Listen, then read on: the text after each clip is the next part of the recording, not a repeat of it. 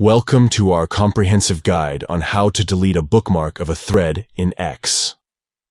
Bookmarking threads allows you to save and revisit important discussions and content. However, there may come a time when you no longer need a bookmark. In this video, we'll walk you through the step-by-step process. Let's get started.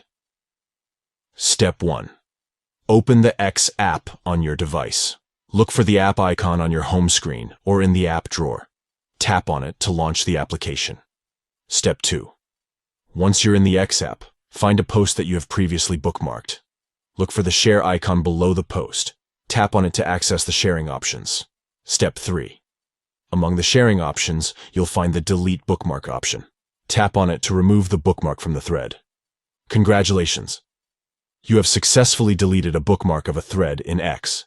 By following these simple steps, you can declutter your bookmarked content and keep your X app organized. Remember to regularly reassess your bookmarks to ensure they align with your current needs and interests. Thank you for watching, and may your thread bookmarks in X always be relevant and valuable.